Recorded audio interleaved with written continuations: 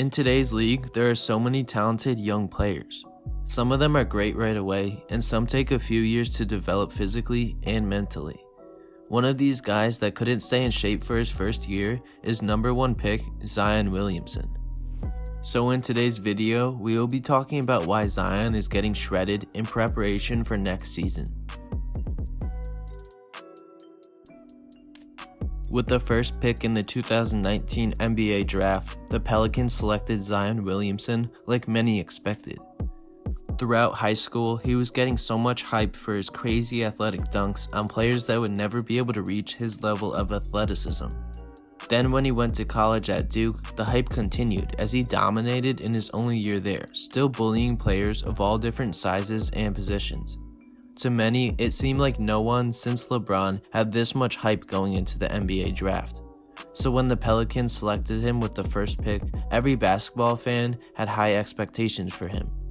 But unfortunately, things didn't really go as planned because during the preseason, Zion was out of shape and ended up getting injured. And as the season progressed, nothing really changed until late January. He had finally made his NBA debut and looked great for a rookie.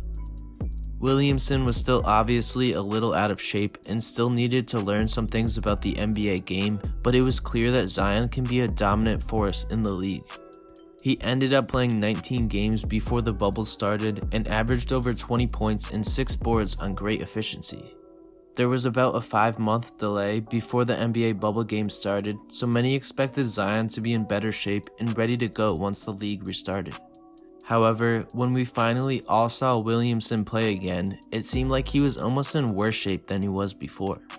Normally, it wouldn't be this much of an issue for a player to be in shape, but because Zion weighs almost 300 pounds, he needs to be in the best shape possible to prevent injury and have a long career.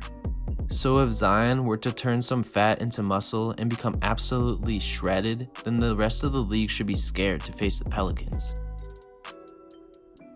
At the very young age of 20 years old, Zion was able to dominate bigger and older players just like he did in his high school and college careers.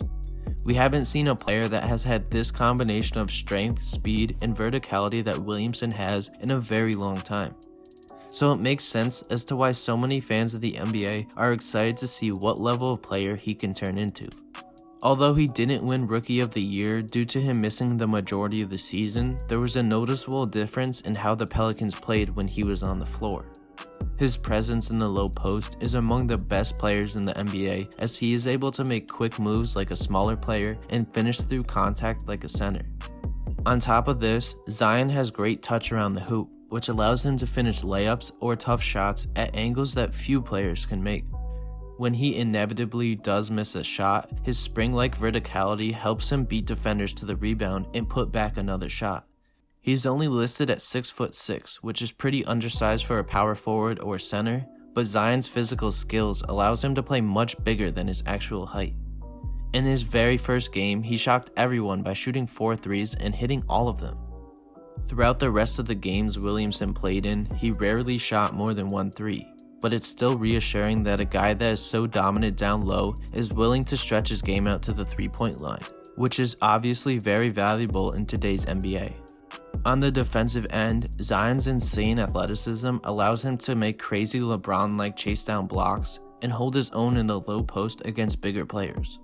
He definitely struggles keeping up with quicker perimeter players, but I think once he gets in shape and learns more about how to defend NBA talent, Zion will be able to switch onto smaller players.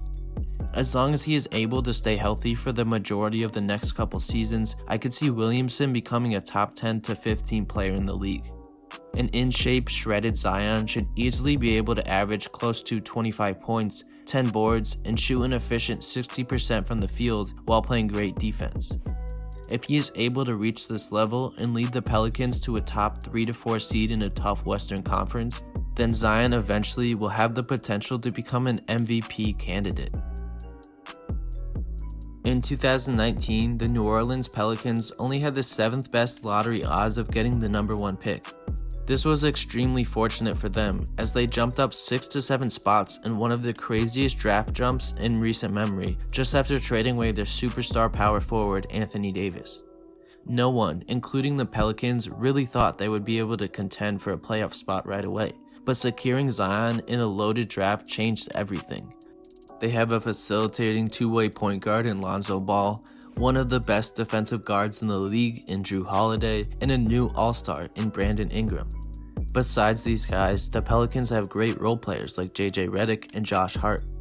This roster has guys that can defend, make plays for others, stretch the floor, and hit tough shots to close out games. But the only thing it was really missing is a dominant force down low, and that's where Zion fits in perfectly. Once Zion shreds some of his unnecessary weight and turns it into even more muscle, the Pelicans will have a big man that can reach superstar levels on both ends of the court in just a few seasons. And having such a well put together lineup around him will only help Williamson develop even quicker. The Lonzo to Zion lob threat is among the best in the league, most likely only outmatched by LeBron and Anthony Davis.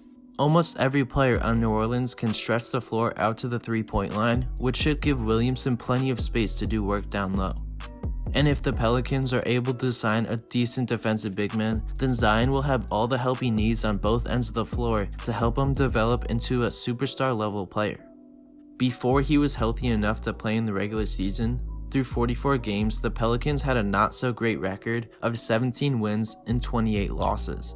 And with Zion on the roster, they were able to secure a record of 30 wins and 42 losses, which was just shy of the 8th seed in the West. In games that Williamson played, the Pelicans went 12-13, meaning they were nearly a 500 team with him in the game, which compared to the record before he was healthy is much better, as their loss column nearly doubled the amount of wins they had. So by looking at their record and watching the games, it's clear that Zion has a huge impact on the performance of his team. When he plays, the other team's big men are often in foul trouble and struggle to keep him from scoring. On the defensive end, he might give up a few easy buckets, but can also make up for them with crazy athletic blocks. And in transition, the Pelicans are a nightmare to face. Lonzo Ball's ability to make long outlet passes combines well with Zion's ability to run the floor and finish over or through nearly any defender in the league.